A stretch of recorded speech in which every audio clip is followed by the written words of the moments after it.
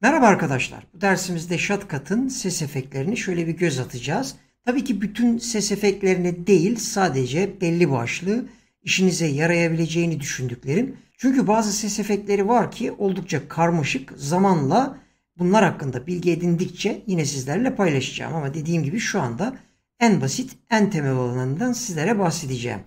Şimdi öncelikle içeriye yine Agent 327 Blender'la yapılmış olan kısa animasyon filmini attım. Şu yukarıda zaman akışını açıyorum ve bu videomuzu şöyle aşağıya bir sürüklemek istiyorum. Hızlı bir şekilde bu alanda bunu şöyle daraltmak istiyorum. Bunun şöyle kavgalı olan kısmına almak istiyorum. Geliyorum şöyle, bakın yaklaşıyorum.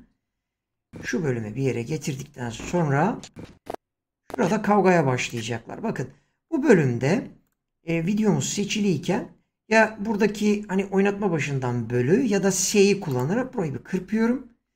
Sonra birazcık şöyle kavga etsinler. Şuraya kadar gelsin. Öyle zannediyorum bu kadarı yeterlidir. Bize çünkü örnek olacak.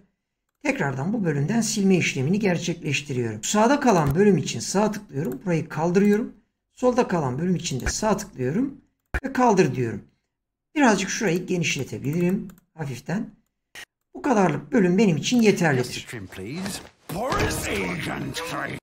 Evet, şimdi videomuzu seçelim. Yukarıda artı işaretine basarak ses bölümüne gelelim ve belli başlı ayarlarımıza, süzgeçlerimize birazcık değinelim. Öncelikle bas ve tize değinmek istiyorum. Şöyle buna tıklıyorum. Burada adı üstünde bas, orta ve tiz değerlerini burada ayarlayabiliyoruz. Örneğin ben şurada orta ve tizi kısıyorum. Bası şöyle bir yükseltmek istiyorum. Bir bakalım.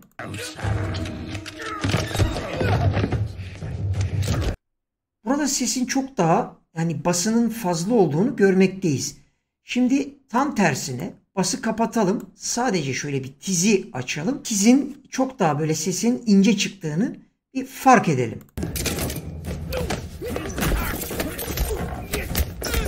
Evet.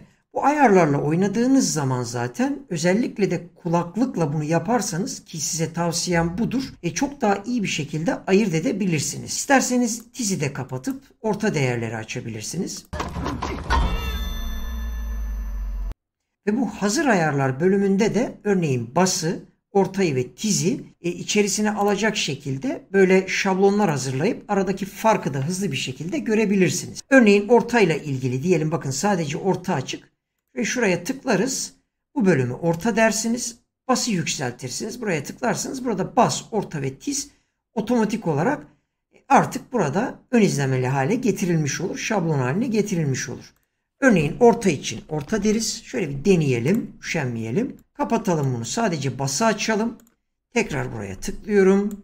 Bir tane daha buraya bas diyorum. Hemen kapatıyorum. Tekrar burayı bir kısıyorum. Tize getiriyorum. Bir tane daha şu bölümde de artık isimlendirmesini tiz yapıyorum. Bakın şöyle tıkladığımız zaman bas, orta, tiz ile ilgili hemen hazır ayarlarımız oluşmuş oldu. Burada da hızlı geçiş yapabilirsiniz. Şimdi burayı siliyorum. Diğer efektlerimize bir bakalım. Denge vardır. Denge de sol taraftan, özellikle yine kulaklık takılıysa tabii kulaklığı da doğru takmış olmamız lazım. L left'tir. Hani sol, R de üzerine yazıyorsa right'tır, sağdır.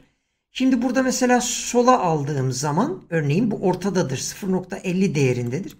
Bunu şöyle sola alalım. Oynatacağım ben. Bu esnada hiç konuşmayacağım. Kulaklığınızın tamamen sol tarafından ses gelecektir. Dikkat edin. Evet, sağ tarafta herhangi bir ses yoktur. Eğer ben burayı tamamen sağa alırsam bu sefer sağ kulaklıktan ses gelecektir. Evet, dikkat etmişsinizdir buna zaten. Bunda dilerseniz animasyon da yapabilirsiniz. Örneğin şurayı sıfırlayalım. En başa şöyle bir gelelim. Öncelikle buraya bir tane animasyon karesi ekleyeyim. Sonrasında şunu tamamen şöyle bir sola alayım. Önce böyle başlasın. Tamamen kulaklıkta sol tarafta başlasın. Ardından şöyle videoyu biraz oynatayım. Evet, burada da tamamen sağ tarafa doğru alayım. Bakın aşağı bölümde de grafikte de burada yapmış olduğumuz değişiklikleri gözlemleyebiliyoruz. Dilersek tabii ki bu grafikte de daha da yükseltip azaltabiliriz. Veya zaman çizelgesinde daha ileriye, daha geriye alabiliriz. Örneğin şöyle bir başa alalım bakalım. Soldan sağa doğru ses kayacaktır.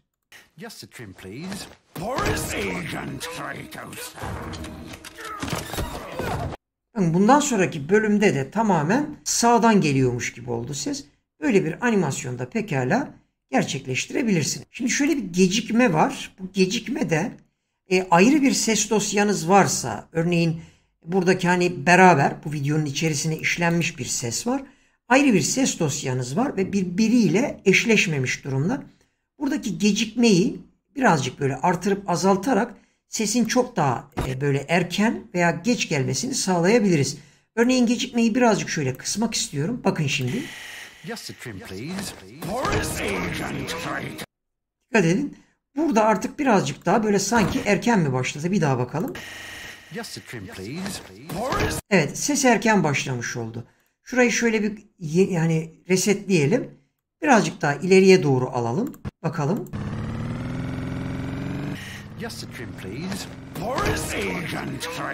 Bu sefer de bayağı bir gecikmiş oldu. Tabii ki bazı sesler var. Şunları şöyle bir kapatalım bakalım.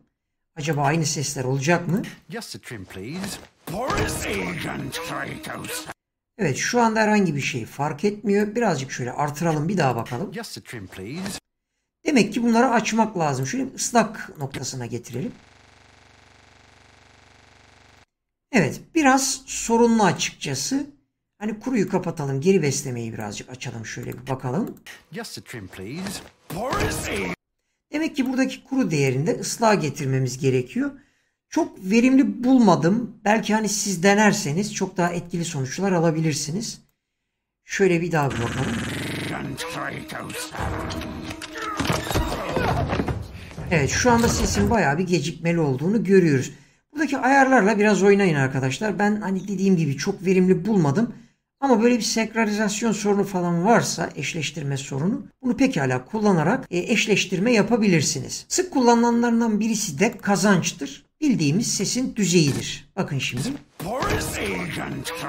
Şurada desibel değerini şöyle birazcık artırayım bakın. Şimdi ben konuşmayacağım, haliyle sese odaklanın. Bayağı yüksek olduğunu göreceğiz.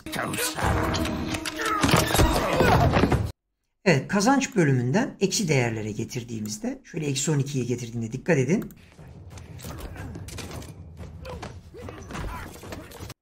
Şimdi de kısılmış oldu. Tabii ki buna da yine animasyon ekleyebilirsiniz ama bu animasyonun yerine diğer seçeneklerimiz var. Onlara bir bakalım. Şurayı şimdilik siliyorum. Daha doğrusu şuradan silelim. Gelelim. En sık kullanılanlarından birisidir burada da. Sesi azalarak kapat. Mesela buna tıklıyorum. Şu sağ alt köşede dikkat edin, bir tane aracımız beliriyor. Şuraya bir yere yaklaşıyorum. Bu bölümden itibaren dikkat edin, şimdi sesin giderek böyle kısıldığını sahne sonuna gelindiğinde hissedeceksiniz. Hemen kısıldı. Diyorsunuz ki bu çok hani kısa. Şuradaki aracın üzerine gelirsiniz. Bakın dairemiz küçülüyor ve büyüyor. Şöyle şu sol tarafa doğru kısarsınız. Daha doğrusu genişletirsiniz. Hemen şuraya bir yere alalım. Bakın şimdi daha uzun bir süre içerisinde sesin kısılmasını hissedeceğiz. Bakalım. Bakalım. Giderek azalıyor.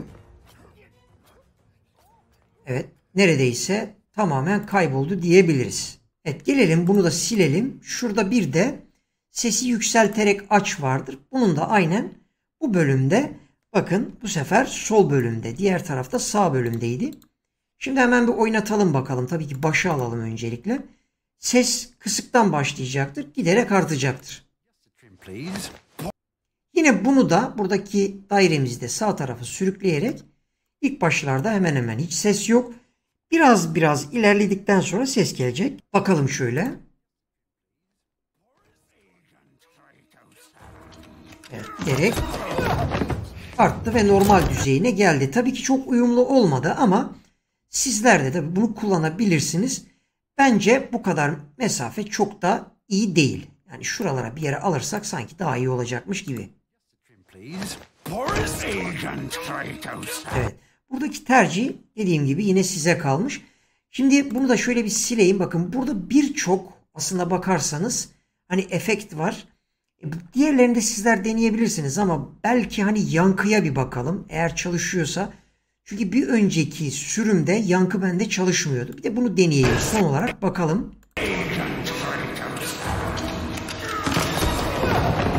Evet, bayağı bir yankı var. Burada oda boyutu diyor. Dilerseniz oda boyutunu hani metre olarak muhtemelen artık tam bilmiyorum. Nasıl bir değer vermiş. Şöyle bir başa alalım.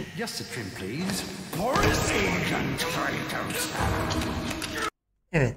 Oda boyutuyla oynayabiliriz pekala. Kısabiliriz. Tamamen kıstığımızda bir bakalım.